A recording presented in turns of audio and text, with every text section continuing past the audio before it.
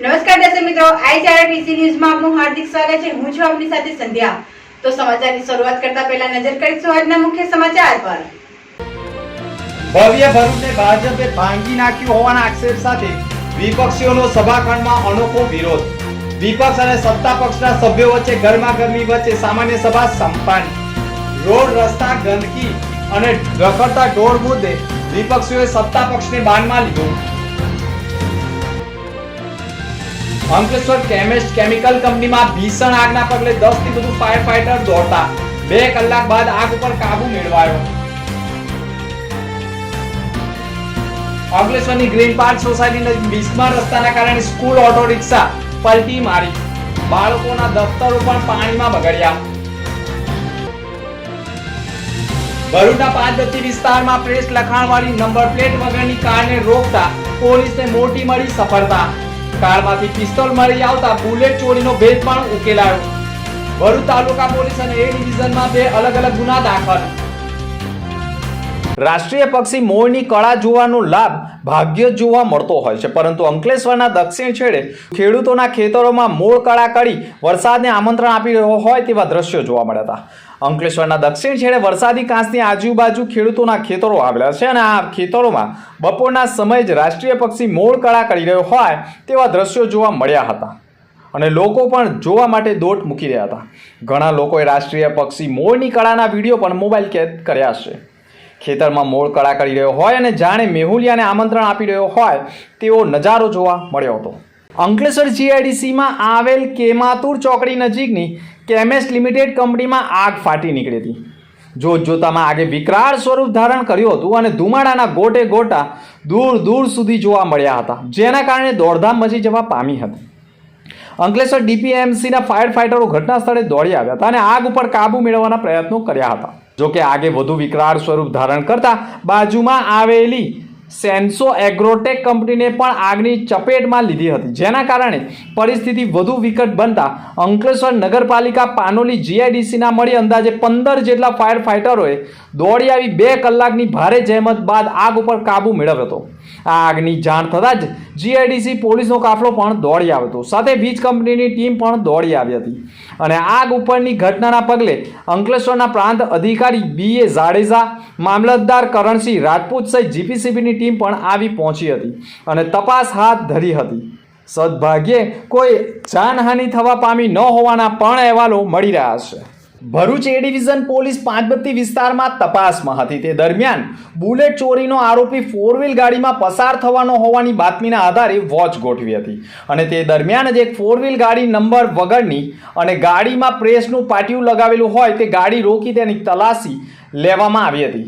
ચાલકનું નામ પૂછતા જલાલુદ્દીન અલીભાઈ સૈયદ રહે મૂળ કરજણ તાલુકાના માકણ ગામનો અને હાલ વાગડા તાલુકાના સ્મા પાર્ક સોસાયટીનો હોવાનું તેમજ પોલીસે તપાસ કરતા આ જ કાર ચાલકે ભરૂચ રૂરલ પોલીસ મથકની હદમાં બુલેટ ચોરી કરી હોવાનું ફલિત થતાં તેનો મોબાઈલ કબજે કરવામાં આવ્યો હતો।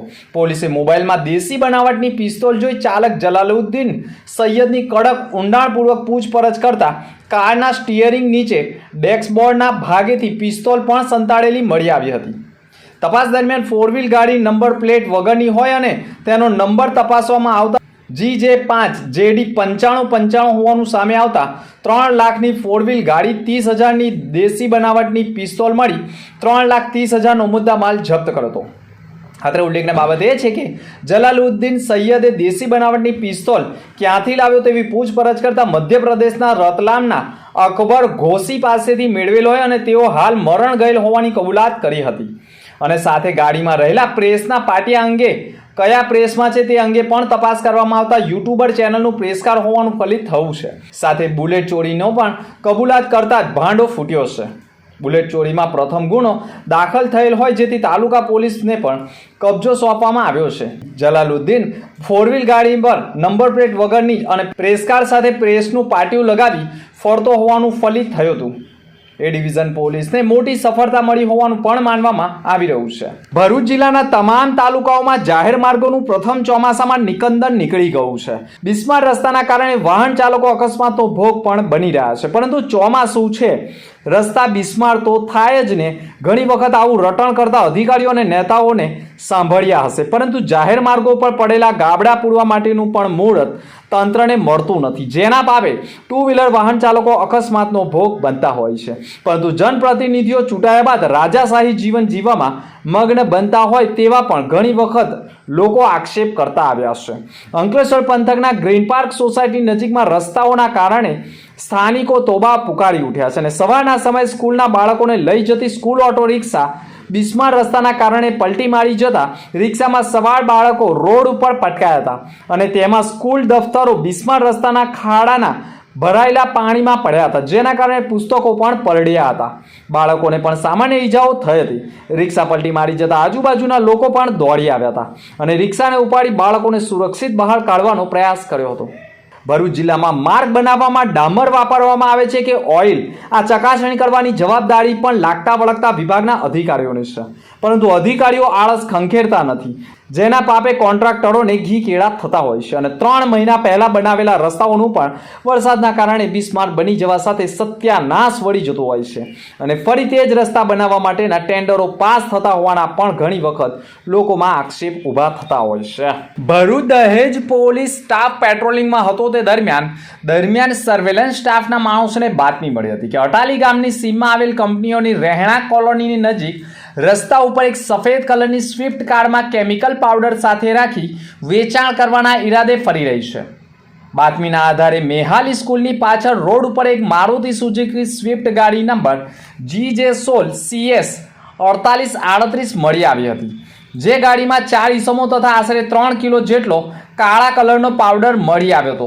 જે પાવડર બાબતે ઈસમો પાસે પાવડરના આધાર પુરાવા કે બિલ રજૂ કરવા જણાવતા કોઈ બિલ કે આધાર પુરાવા રજૂ કર્યા ન હતા અને હાજર ઈસમોમાંથી સતીશ વસાવા તથા વિશાલ વસાવા નાઓએ જણાવેલ કે આજથી આશરે 1.5 મહિના પહેલા વાગરા તાલુકાના વિલાય GIDCમાં આવેલ ઝુબિલેન્ટ કંપનીમાંથી બંને તથા સમીર રાઠોડ તથા અજય દાંડા નાઓએ સાથે મળી કેટાલિસ્ટ પાવડરની ચોરી કરી હતી, જે પૈકી આ 3 કિલો પાવડર અમો વેચવા માટે નીકળ્યા છે.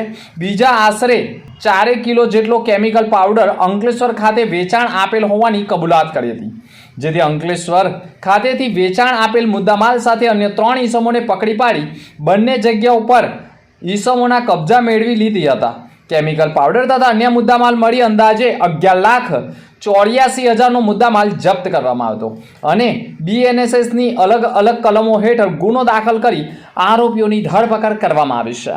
ભવ્ય ભરૂચને ભાજપે ભાંગી નાખ્યું હોવાના આક્ષેપ સાથે ભરૂચમાં જેમ ખારી સિંગ ખમણ વખાણાય છે તે પ્રમાણે હવે ભરૂચના ખાડા પણ પ્રચલિત બની વખાણાતા હોવાના આક્ષેપ સાથે હાથમાં પ્લે કાર્ડ લઈ નગરપાલિકાની સામાન્ય સભામાં સભાખંડમાં વિપક્ષીઓએ પ્રવેશ લીધો હતો અને સામાન્ય સભામાં એજન્ડાના મુદ્દા ઉપર પછી ચર્ચા વિચારણા કરીશું તેમ કહી સૌપ્રથમ ભરૂચના નગરજનોને જે 3 વસ્તુ એટલે કે રોડ, ઢોળ અને ગંદકીથી પરેશાન બન્યા હોવાના આક્ષેપ સાથે તે મુદ્દાઓ પર ચર્ચા વિચારણા કરવા વિપક્ષોએ ભાર મૂક્યો હતો. સૌપ્રથમ 3 મુદ્દાઓ પર વિપક્ષો અને સત્તા પક્ષના ગણ્યા ગાંઠિયા પક્ષના નેતા દંડક વચ્ચે રસાકસીના દ્રશ્યો જોવા મળ્યા હતા અને સામાન્ય સભામાં 57 મુદ્દા ઉપર ચર્ચા વિચારણા કરવામાં આવી. તેને અંતે તમામ મુદ્દા ઉપર બહાલી અપાઈ હતી, પરંતુ બ્લેકલિસ્ટ કરાયેલા કોન્ટ્રાક્ટરોને પડત કામ અપાવવા મુદ્દે ભારે ગરમાગરમી સર્જાઈ ગઈ હતી અને ભાજપના 30 વર્ષના શાસનમાં ભવ્ય ભરૂચને ભાજપે ભાંગી નાખ્યો હોવાના આક્ષેપ સાથે વિપક્ષોએ સત્તા પક્ષનો ઘેરાવો કરવાનો પ્રયાસ કર્યો હતો, જ્યારે પક્ષના નેતા દંડક, પૂર્વ પ્રમુખ સિવાયના અન્ય સભ્યો માત્ર સામાન્ય સભામાં હાજરી પુરાવા જ આવ્યા હોય તેવા દ્રશ્યો જોવા મળ્યા હતા. ભરૂચ નગરપાલિકાની સામાન્ય સભામાં નગરપાલિકાની જર્જરિત ઇમારતો સહિત પ્રાથમિક શાળાઓના રિનોવેશન, નગરપાલિકાના સેક્રેટરીની ઓફિસ અને ફાયર શાખાની ઓફિસમાં AC લગાડવા સહિતના વિવિધ એજન્ડા ઉપર વાદ વિવાદ અને આક્રોશ વચ્ચે આખરે સામાન્ય સભા સંપન્ન થઈ હતી. સંપૂર્ણ સામાન્ય સભામાં માત્ર પક્ષના નેતા અને દંડક અને પૂર્વ પ્રમુખ 2 વિપક્ષીઓને ભારે પડ્યા હતા, પરંતુ મોડે પણ હોસ્પિટલમાં સારવાર લઈ રહેલા કારોબારી ચેરમેન હેમેન્દ્ર પ્રજાપતિ પણ નગરપાલિકાની બોર્ડની મિટિંગમાં આવ્યા હતા અને વિપક્ષીઓના સવાલોના જવાબો આપી નગરપાલિકાની સામાન્ય સભાને સંપન્ન કરાવી હતી. નગરપાલિકાના પ્રમુખની અધ્યક્ષતામાં સામાન્ય સભા સંપન્ન થઈ હતી. નગરપાલિકાના પ્રમુખ પણ માત્ર સામાન્ય સભાનો પ્રારંભ કરાવતી વખતે અને અંતમાં પૂર્ણાહુતિના સમયે જ બોલ્યા હોવાનું પણ માનવામાં આવે છે. આજરોજ ભરૂચ નગરપાલિકામાં સામાન્ય સભા યોજાઈ હતી. તેમાં અનેક મુદ્દાઓ પર ચર્ચા થઈ છે અને સામાન્ય સભા શાંતિપૂર્ણ પૂર્ણ થઈ છે અને વિકાસના કામોને અમે હજુ વધારે વિકાસ ભરૂચમાં કરીશું અને જલ્દીથી વિકાસ થાય અને આપણું ભરૂચ સુંદર ભરૂચ બને એ રીતના અમે પૂરેપૂરો પ્રયત્ન કરીશું અને સર્વ સાથે મળીને વિકાસ કરીશું. કયા કયા વિકાસના મુદ્દા લેવામાં રોડ રસ્તાના છે, પછી લાઇટ કમિટીના જે રોડ રસ્તા ઉપર નવા પોલ નાખવાના છે, એવી રીતે વિવિધ મુદ્દાઓ વિકાસના કામોમાં લેવામાં આવે છે. હાલ ડમ્પિંગ સાઇટને લઈને વિવાદ સર્જાયો છે, તો એના માટેના કયા આયોજનો કરવામાં આવ્યા છે? અમે હાલ ડમ્પિંગ સાઇટનો વિવાદ સર્જાયો છે તેના માટે અત્યારે વૈકલ્પિક વ્યવસ્થા કરી છે, જે વ્યવસ્થા અત્યારે ટૂંક સમય માટે કરીશું અને પછી અમે કાયમી નિરાકરણ માટે પણ અમે પૂરતો પ્રયત્ન કર્યો છે. એનું નિરાકરણ પણ જલ્દીથી જલ્દી આવશે એની આશા અમે રાખીએ છીએ. અંતમાં ફરી એક નજર આજના મુખ્ય સમાચાર પર. ભવ્ય ભરૂચને ભાજપે ભાંગી નાખ્યું હોવાના આક્ષેપ સાથે વિપક્ષીઓનો સભાખંડમાં અનોખો વિરોધ. વિપક્ષ અને સત્તા પક્ષના સભ્યો વચ્ચે ગરમાગરમી વચ્ચે સામાન્ય સભા સંપન્ન. રોડ રસ્તા ગંદકી અને રખડતા ઢોર મુદ્દે વિપક્ષીઓએ સત્તા પક્ષને બાનમાં લીધો. અંકલેશ્વર કેમિકલ કંપનીમાં ભીષણ આગના પગલે 10 થી વધુ ફાયર ફાઈટર દોડતા 2 કલાક બાદ આગ ઉપર કાબુ મેળવાયો. અંકલેશ્વરની ગ્રીન પાર્ક સોસાયટી નજીક બિસ્માર રસ્તાના કારણે સ્કૂલ ઓટો રિક્ષા પલટી મારી. બાળકોના દફતરો પણ પાણીમાં બગડ્યા. ભરૂચના 5 વિસ્તારમાં પ્રેસ લખાણવાળી નંબર પ્લેટ વગરની કારને રોકતા પોલીસને મોટી મળી સફળતા. કારમાંથી પિસ્તોલ મળી આવતા બુલેટ ચોરીનો ભેદ પણ ઉકેલાયો. ભરૂચ તાલુકા પોલીસ અને એ ડિવિઝનમાં 2 અલગ-અલગ ગુના દાખલ. તો આ હતા અત્યાર સુધીના સમાચાર. નવા સમાચાર સાથે ફરી મળીશું. નમસ્કાર.